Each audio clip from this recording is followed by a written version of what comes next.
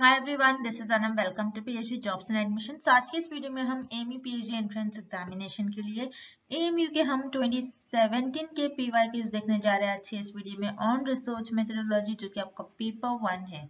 ठीक है, इस पर आपको डिटेल एक्सप्लेनेशन देखने मिलेगा। हर एक क्वेश्चन का डिटेल एक्सप्लेनेशन आपको यहाँ पर हमने आपके साथ शेयर कर रखा है कि किस तरीके से क्वेश्चंस को सॉल्व करना है।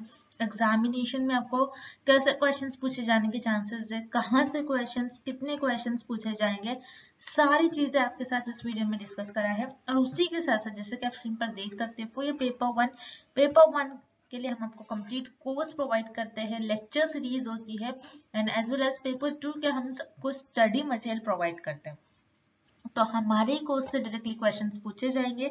ये हम आपको यहाँ पर 100% पासिंग गारंटी देते हैं, क्योंकि काफी सारे आपके बैचेस हमने एएमयू के ले चुके हैं और काफी सारे स्टूडेंट्स का 100% पासिंग रिजल्ट था। एएमयू एक ऐसी यूनिवर्सिटी है कि जहाँ से आपके जो इम्पोर्टेंट क्वेश्चंस होते हैं, जो एग्जामिनर प्रिपेयर करवाते हैं आपको क्वेश्चंस के, एग्जामिनर के जो बेस्ट क्वेश्चंस होते हैं, इंपॉर्टेंट क्वेश्चंस होते हैं, बेसिकली हम आपको उसके लिए प्रिपेयर करवा देते हैं।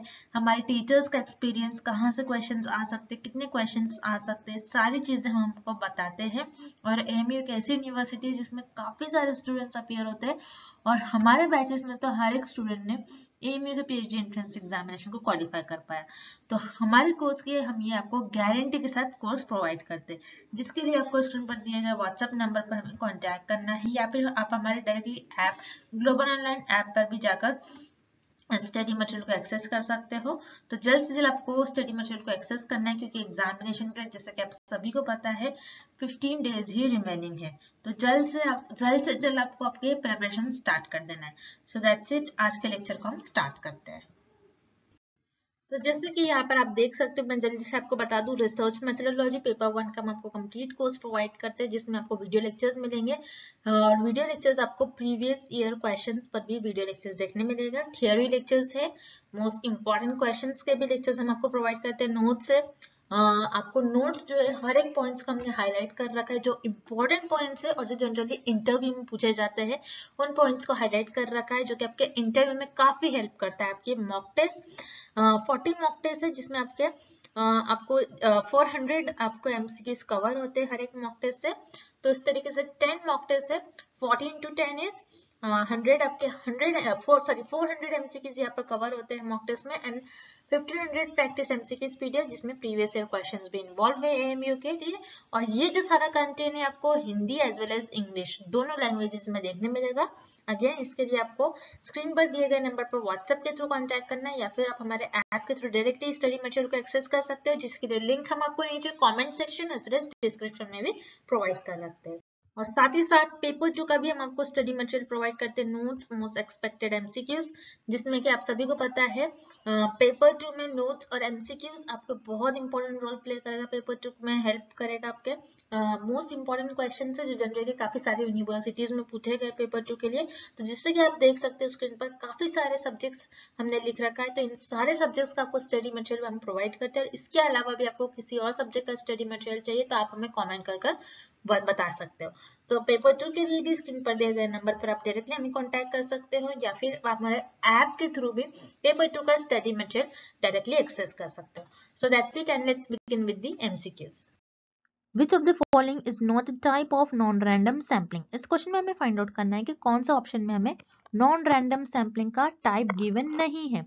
अब नॉन रैंडम सैम्पलिंग क्या होती है? नॉन रैंडम सैम्पलिंग वो होती है जिसमें आप रैंडमली पॉपुलेशन में से मेंबर्स को सिलेक्ट नहीं करोगे, बल्कि आप आपके कन्वीनियंस, आपके जजमेंट और आपके पर्पस के अकॉर्डिंग पॉपुलेशन में से मेंबर्स को सिलेक्ट कर लोगे। अब convenience sampling, quota sampling, purposive sampling, ये तीनों भी आपके नॉन रैंडम सैम्पलिंग की टाइप होती है। Convenience sampling, quota sampling and purposive में आप क्या करते हैं? आपके पर्पस, आपके कन्वीनियंस, आपको लगता है कि मेरे नजदीक, मुझे दिल्ली में, आप दिल्ली में हो तो आप क्या करोगे? दिल्ली के मेंबर्स को लोगे, आप दूसरी सिटी के मेंबर्स को नहीं लोगे आपके सैंपल्स में, क्योंकि आपके लिए कन्वीनियंस है वहां के लोगों से डेटा कलेक्ट करना। सो आपके कन्वीनियंस के बेसिस पर, उसी तरीके से कोटा और पर्पसिव में भी आप सेम ही करते हैं, आपके पर्पस के अकॉर्डिंग, आपके जजमेंट के बेसिस पर से आपको लगता है कि मुझे इस पर्सन से डेटा मिल सकता है, तो आप उस तरीके से पॉपुलेशन में से मेंबर्स को सिलेक्ट करते हो, तो वो आपके नॉन रैंडम सैम्पलिंग का टाइप हो जाती है। बट आपको यहाँ पर ऑप्शन और दूसरा गिवन नहीं है,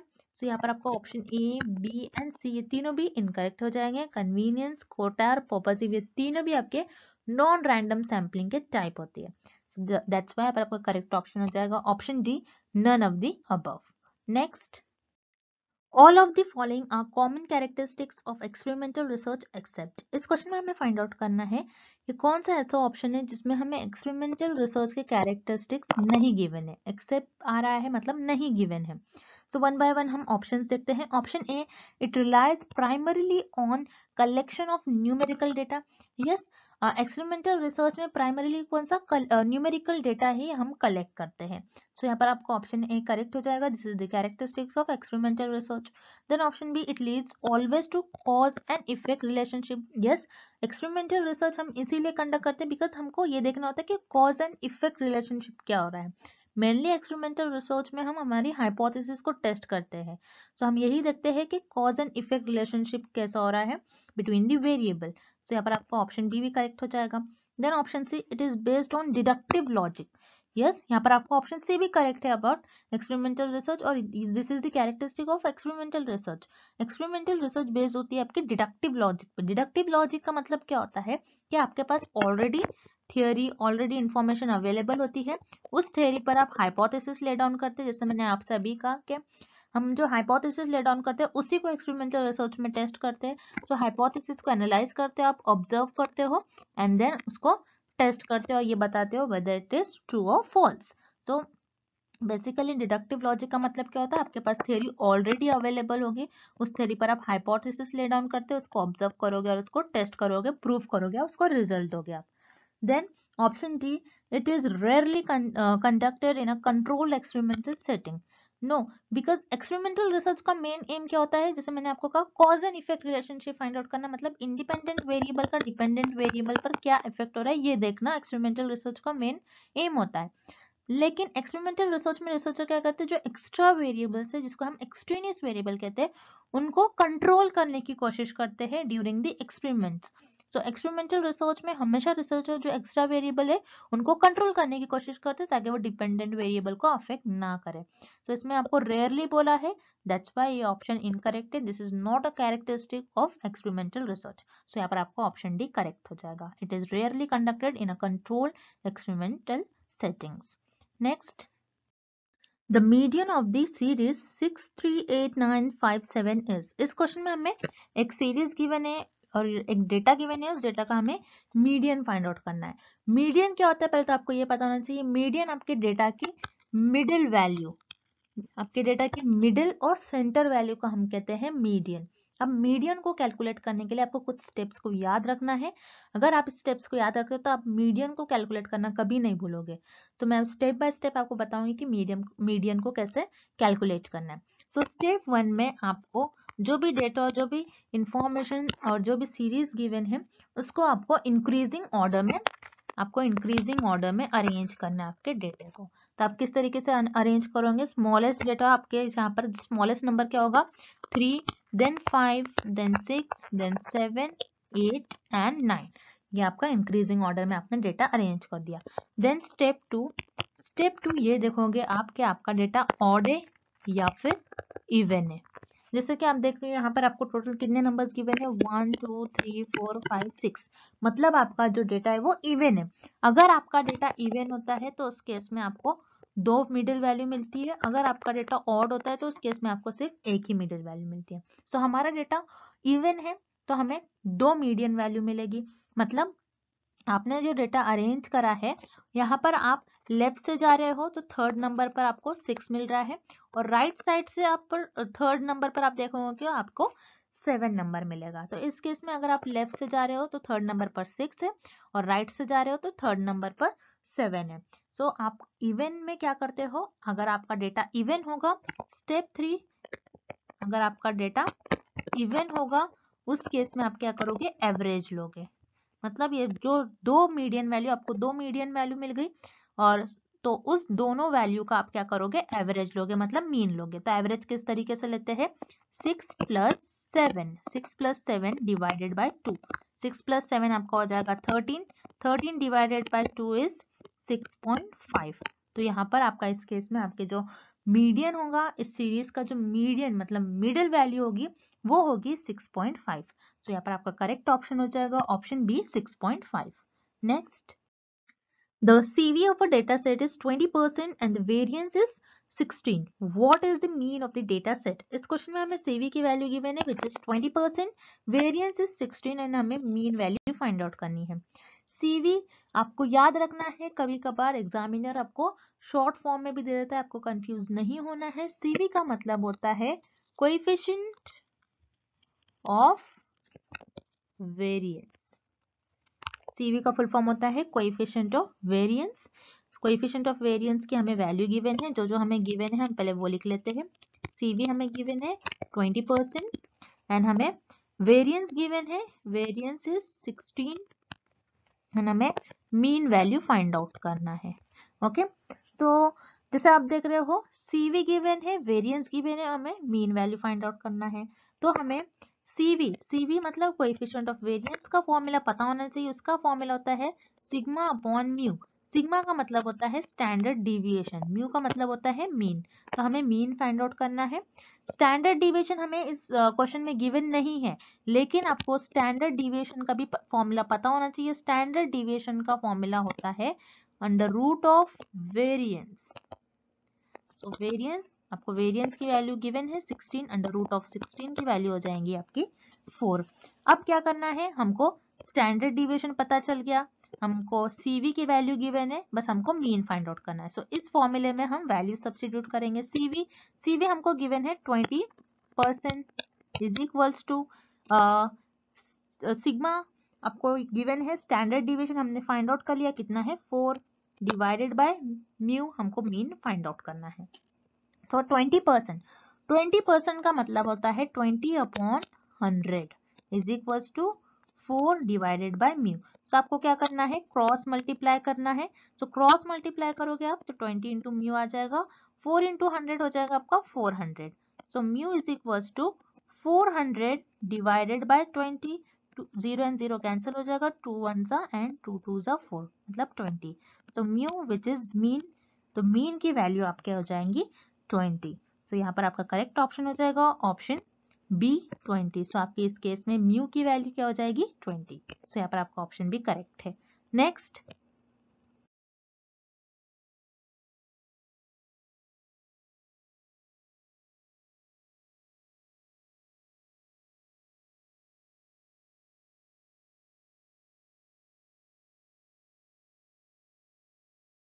Which of the following groups relate to quantitative variable? इस क्वेश्चन में हमें फाइंड आउट करना है कौन सा ऐसा ग्रुप है जो क्वांटिटेटिव वेरिएबल को रिलेट कर रहा है, क्वांटिटेटिव वेरिएबल को बता रहा है। क्वांटिटेटिव वेरिएबल ऐसे वेरिएबल जो नंबर्स को रिप्रेजेंट करे, जिससे नेम में मीनिंग है क्वांटिटेटिव। क्वांटिटी मतलब क्वांटिफिएबल डेटा जिसको आप काउंट कर सको। सो अब वन बाय वन हम ऑप्शंस देखते हैं कि कौन सा ग्रुप आपके क्वांटिटेटिव वेरिएबल का एग्जाम्पल को रिलेट कर रहा है, क्वांटिटेटिव वेरिएबल को रिलेट कर रहा है। So option A, age, income and height. Age को आप काउंट कर सकते हो, जैसे किसी की 10 है, 20 है, 30 है, तो आपको नंबर्स के फॉर्म में इंफॉर्मेशन मिल रही है। उसी तरीके से इनकम भी किसी की 50K है, किसी की 1 लाख है, किसी की 2 लाख है, सो यहाँ पर भी आपको नंबर्स के फॉर्म में इंफॉर्मेशन मिल रही है। अगेन हाइट, किसी की हाइट 5 इंचेस है, किसी की 6, किसी की 7, सो यहाँ पर भी आपको जो इस तीनों भी वेरिएबल में आपको जो इंफॉर्मेशन मिल रही है, जो डेटा मिल रहा है, वो नंबर्स के फॉर्म में मिल रहा है। दैट्स व्हाई आपका ऑप्शन है करेक्ट हो जाएगा। Then option B, grade point. Grade point, yes, grade point आपको नंबर्स के फॉर्म में मिलता है। उसी तरीके से एनएक्साइटी लेवल को भी आप नंबर्स के फॉर्म में मेजर कर सकते हो। सो अगेन आपको एनएक्साइटी लेवल में भी नंबर्स के फॉर्म में इंफॉर्मेशन मिलेंगी। हैप्पीनेस को आप काउंट नहीं कर सकते कि कौन कितना हैप्पीनेस है, ये एक क्वालिटी है, आप इसको क्वालिटेटिव वेरिएबल का एग्जांपल कह सकते हो। तो ये जो ग्रुप है, हमें यहाँ पर ग्रेड पॉइंट और एनएक्साइटी लेवल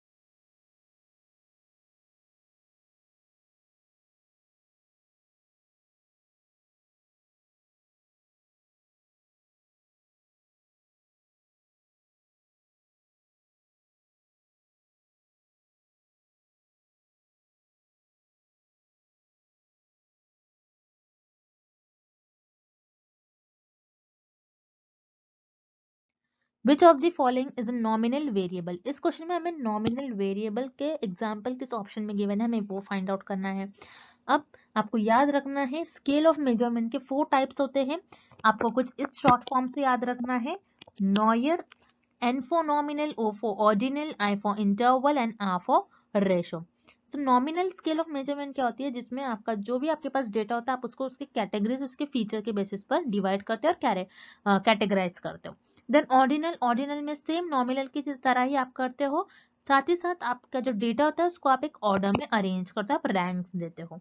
देन इंटरवल में ऑर्डिनल के आप कैरेक्टरिस्टिक्स फॉलो करते हो और इंटरवल में आपके पास जो भी नंबर होता है उसको जो भी डेटा होता है आप उसको एक इक्वल इंटरवल्स में डिवाइड कर लेते हो। और इंटरवल में आपके जीरो का कुछ ना कुछ मीनिंग नहीं होता है, बिकॉज इंटरवल में आपका जो जीरो होता है वो आर्बिट्री होता है, लेकिन रेशो में आपका जो जीरो होता है उसका कुछ ना कुछ मीनिंग होगा। उसी तरीके से इंटरवल के सारे कैरेक्टरिस्टिक्स आपको रेशो में देखने मिलेंगे। सो ये जो 4th स्केल ऑफ मेजरमेंट है this is very important. Exam में इसी स्केल पर 2 to 3 क्वेश्चंस आते ही है और मैंने अपने लेक्चर सीरीज में इसको बहुत डिटेल में पढ़ाया है। जो मेरे बैच के स्टूडेंट्स हैं उनको बहुत अच्छी तरीके से आ गया होगा, क्योंकि मैंने अपने लेक्चर सीरीज में इसको बताया है बहुत अच्छी तरीके से। सो अब हम चलते हैं क्वेश्चन की तरफ। जैसे हमें इस क्वेश्चन में पूछ रहा है कि नॉमिनल वेरिएबल का एग्जांपल हमें किस ऑप्शन में गिवन है। सो हम वन बाय वन ऑप्शंस देख लेते हैं। Option A, as. एज क्या है? एज कुछ भी हो सकती है, एज 0 हो सकती है, 1 2 3 कुछ भी हो सकती है। अगर आपकी एज 0 है मान लीजिए, मतलब उस दिन आपकी बर्थ हुई थी, उस दिन आप पैदा हो गए थे, मतलब एज जो है आपका ये रेशो वेरिएबल का एग्जांपल होगा, नॉट नॉमिनल। सो यहाँ पर आपका ऑप्शन ए इनकरेक्ट हो जाएगा। Then option B, monthly income. Monthly income किसी की मंथली इनकम नंबर्स में हो सकती है। सो यहाँ पर हर नंबर पॉसिबल है, लेकिन मंथली इनकम 0 भी हो सकती है। मतलब 0 इनकम में मतलब आप अनएम्प्लॉयड हो, ओके, आप काम नहीं कर रहे हो। सो मंथली इनकम भी आपका रेशो वेरिएबल का एग्जांपल होगी, नॉट नॉमिनल। तो यहाँ पर आपका ऑप्शन बी इनकरेक्ट हो जाएगा। Then option D, grade point average. So किसी का ग्रेड पॉइंट है, किसी के ग्रेड पॉइंट का एवरेज है। सो यहाँ पर आपका जो ग्रेड पॉइंट एवरेज है ये इंटरवल में आ जाएगा, ये इंटरवल की कैरेक्टरिस्टिक्स होंगी, बिकॉज आपके जो ग्रेड पॉइंट का एवरेज है वो 0 नहीं हो सकता है। सो यहाँ पर आपका ये इंटरवल का एग्जांपल होगा, बल्कि नॉट नॉमिनल। सो यहाँ पर आपका ऑप्शन डी भी इनकरेक्ट हो जाएगा। Then option C, religion. So yes, religion एक क्या है बोलेंगे हम इसको, एक कि ये फीचर है, कैरेक्टरिस्टिक्स है। हर पर्सन का रिलीजन अलग हो सकता है। सो हम क्या कर सकते हैं, रिलीजन के बेसिस पर पर्सन को डिवाइड कर देंगे। सो यहाँ पर आप उनके कैटेगरीज के, उनके कैरेक्टरिस्टिक्स के बेसिस पर उनको कैटेगराइज कर रहे हैं, उनके फीचर्स के बेसिस पर उनको कैटेगराइज कर सकते हो। सो रिलीजन जो है ये आपके नॉमिनल वेरिएबल का एग्जांपल होगी। सो याद रखिए, नॉमिनल और ऑर्डिनल में आपके पास जो डेटा होता है बेसिकली वो ज्यादातर नंबर के फॉर्म में नहीं होता है, लेकिन इंटरवल एंड रेशो में आपका जो डेटा होता है वो नंबर्स के फॉर्म में होता है। तो इसी तरीके से नॉमिनल वेरिएबल का एग्जांपल हो जाएगा option C, religion. Next, variable which can take any fractional value within a specified range of values may be called। इस क्वेश्चन में हमें एक वेरिएबल की डेफिनेशन गिवन है, हमें फाइंड आउट करना है किस वेरिएबल की डेफिनेशन होगी। सो इस डेफिनेशन में हमें बता रहा है कि एक ऐसा वेरिएबल जिसमें fractional value as well as all range, मतलब फ्रैक्शनल वैल्यू क्या होती है, जो डेसिमल में होती है वो सारी वैल्यूज, वो सारा रेंज पॉसिबल हो उस वेरिएबल में। सो उस वेरिएबल को हम क्या कहते हैं, तो याद रखिएगा उस वेरिएबल को हम कहते हैं continuous variable. So continuous and discrete variable, mainly ये 2 टाइप के वेरिएबल होते हैं रिसर्च में। तो डिपेंडेंट वेरिएबल ये तो आपका एक्सपेरिमेंटल रिसर्च का एक पार्ट होता है, ये आपके क्वेश्चन से ये पॉइंट रिलेटेड नहीं है, ये ऑप्शन रिलेटेड नहीं है। उसी तरीके से एट्रीब्यूट क्या होता है, एट्रीब्यूट किसी की क्वालिटीज, किसी की फीचर्स, किसी के कैरेक्टरिस्टिक्स को बताता है। तो यहाँ पर आपका ऑप्शन डी भी ऑब्वियसली इनकरेक्ट हो जाएगा। सो ऑप्शन सी और डी ये तो इनकरेक्ट ही है। सो आपको कंफ्यूजन बस ऑप्शन ई एंड बी में होंगी, जो कि है कंटीन्यूअस एंड डिस्क्रीट वेरिएबल। सो आपको याद रखना है वेरिएबल्स के आपके 2 टाइप्स होते हैं, एक होता है आपका कंटीन्यूअस एंड सेकेंड होता है आपका डिस्क्रीट वेरिएबल। कंटीन्यूअस वेरिएबल क्या होता है, जिसमें सारी वैल्यूज पॉसिबल हो, जैसे 1, 1.1, 1.2, 1.3, 4, 4.2, 4.1, 4.8 सारी वैल्यूज पॉसिबल हो, तो उसे हम कहते हैं कंटीन्यूअस वेरिएबल है, क्योंकि इसमें फ्रैक्शनल वैल्यू हर एक वैल्यूज पॉसिबल हो सकती है। लेकिन डिस्क्रीट वेरिएबल जैसे नेम में मिलेंगे, जिसमें डिस्क्रीट वैल्यू हो, जैसे 1, 2, 3, 4, 5, 6। तो यहाँ पर क्या होता है 1 और 2 के बीच में जो सारी वैल्यूज लाई करते हैं जैसे 1.1, 1.2, 1.34, 1.5 एंड सो ऑन। सो ये सारी वैल्यूज डिस्क्रीट वेरिएबल में पॉसिबल नहीं हो सकती, ज्यादातर डिस्क्रीट वेरिएबल में फ्रैक्शन वैल्यू पॉसिबल नहीं होती है। सो यहाँ पर आपका ऑप्शन भी इनकरेक्ट हो जाएगा। सो क्वेश्चन में हमें पूछ रहा है ऐसा वेरिएबल जिसमें सारी फ्रैक्शनल वैल्यूज पॉसिबल हो सकती है, सो वो वेरिएबल होता है आपका कंटीन्यूअस वेरिएबल। सो यहाँ पर आपका ऑप्शन है करेक्ट हो जाएगा। This is the definition of continuous variable. Next, the correlation between intelligence test scores and grades is expected to be। इस क्वेश्चन में हमें फाइंड आउट करना है कि दो वेरिएबल्स गिवन है intelligent test score and grades, इन दोनों वेरिएबल्स के बीच में कैसा कोरिलेशन है, वो एक दूसरे से कैसे कोरिलेटेड है, हमें ये फाइंड आउट करना है। जैसे कि दो वेरिएबल्स गिवन है, जैसे आप देखेंगे ग्रेड्स, आपके जितने ज्यादा ग्रेड्स होंगे उतना ज्यादा आपका इंटेलिजेंट, आपका इंटेलिजेंस को आपका जो भी स्कोर्स आएगा, आप क्या बोलोगे उतना ज्यादा आप इंटेलिजेंट हो, जितना ज्यादा आपका ग्रेड आता है, जितना ज्यादा क्लास में जिस बच्चे का ग्रेड आएगा उतना ज्यादा उसको हम क्या बोलेंगे, वो इंटेलिजेंट है। तो आप देख रहे हो ग्रेड ये एक वेरिएबल है, इंटेलिजेंट टेस्ट स्कोर ये एक दूसरा वेरिएबल है। जितना ज्यादा ग्रेड उतना ज्यादा आपका इंटेलिजेंस लेवल, मतलब यहाँ पर दो वेरिएबल है और दोनों भी वेरिएबल सेम डायरेक्शन में मूव कर रहे हैं। जब भी दो वेरिएबल सेम डायरेक्शन में मूव करे तो उस केस में हम कहेंगे उनके बीच में, उन दोनों वेरिएबल के बीच में पॉजिटिव कोरिलेशन। जब भी दो वेरिएबल्स अपोजिट डायरेक्शन में मूव करते हैं तो हम कहेंगे वो नेगेटिव कोरिलेशन है। जब भी वेरिएबल्स के बीच में अगर कोई रिलेशन नहीं है तो उसे हम कहते हैं जीरो कोरिलेशन। बट इस केस में आप देख रहे हैं आपको दो वेरिएबल गिवन है ग्रेड एंड इंटेलिजेंट टेस्ट को, दोनों भी वेरिएबल सेम डायरेक्शन में मूव कर रहे हैं, इसलिए इन दोनों वेरिएबल्स के बीच में जो रिलेशन होगा उससे हम कहते हैं पॉजिटिव कोरिलेशन। तो इन दोनों वेरिएबल के बीच में पॉजिटिव कोरिलेशन होगा। सो यहाँ पर आपका ऑप्शन सी करेक्ट हो जाएगा, positive. Next, in which of the following methods of data collection there is possibility of face-to-face interaction between the researcher and respondent। इस क्वेश्चन में हमें फाइंड आउट करना है ऐसा कौन सा डेटा कलेक्शन मेथड है जिसमें ये पॉसिबिलिटी हो कि रिसर्चर एंड रेस्पोंडेंट्स के बीच में फेस टू फेस इंटरेक्शन हो। सो वो कौन सा डेटा कलेक्शन मेथड होगा, हमें ये फाइंड आउट करना है। सो वो आपका होगा क्वेश्चनर एंड स्केड्यूल। क्वेश्चनर क्या होता है, क्वेश्चनर आपका रिटन हो सकता है या फिर ओरल भी हो सकता है। जैसे ओरल होगा मतलब इंटरव्यू, क्वेश्चनर में इंटरव्यू भी कंडक्ट करवाया जाता है समटाइम। इंटरव्यू में क्वेश्चनर में क्या होता है, इंटरव्यू कंडक्ट करवाया जाता है जिसमें रिसर्चर एंड रिस्पोंडेंट्स के बीच में फेस टू फेस इंटरेक्शन होता है। लेकिन क्वेश्चनर में क्या होता है, सारे क्वेश्चन पहले से रिकॉर्डेड होते हैं, पहले से डिसाइडेड होते हैं, बस रिसर्चर वहां पर ऑप्शंस भी होते हैं, बस उनको टिक कर देता है। तो उस तरीके से क्वेश्चनर होता है। इंटरव्यू क्वेश्चनर में इंटरव्यू होता है जिसमें फेस टू फेस इंटरेक्शन होता है रिसर्चर एंड रिस्पोंडेंट के बीच में। उसी तरीके से स्केड्यूल में भी सेम होता है, रिसर्चर एंड रिस्पोंडेंट के बीच में फेस टू फेस इंटरेक्शन होता है। स्केड्यूल में भी जो लिस्ट होती है रिसर्चर के पास में सारे क्वेश्चंस पहले से ही प्लान करते हैं रिसर्चर, प्री प्लान्ड होते हैं सारे क्वेश्चन। लेकिन स्केड्यूल में ब्लैंक स्पेस होती है, उन स्पेस को रिसर्चर फिल करते हैं। क्वेश्चनर में रिसर्चर क्या करते हैं, रिसर्चर के पास क्वेश्चन होते हैं और 4 ऑप्शंस होते हैं, उनको सिर्फ रिसर्चर टिक करते हैं। लेकिन स्केड्यूल में रिसर्चर के पास ब्लैंक स्पेस होती है, उस ब्लैंक स्पेस में रिसर्चर रिस्पोंडेंट्स के रिस्पॉन्स फिल करते हैं। तो यही डिफरेंस होता है क्वेश्चनर एंड स्केड्यूल में। क्वेश्चनर एंड स्केड्यूल ये दोनों भी मेथड में इंटरव्यू होता है, इंटरव्यू के थ्रू रिसर्चर एंड रिस्पोंडेंट्स ये दोनों का फेस टू फेस इंटरेक्शन होता है जिसमें रिसर्चर डेटा को कलेक्ट करते हैं। तो यहाँ पर आपका ऑप्शन ए बी दोनों करेक्ट है। Then option C non participant observation. So non participant जैसे नेम में मीनिंग है, मतलब रिसर्चर यहाँ पर पार्टिसिपेंट नहीं करते, बस दूर से चीजों को ऑब्जर्व करते हैं।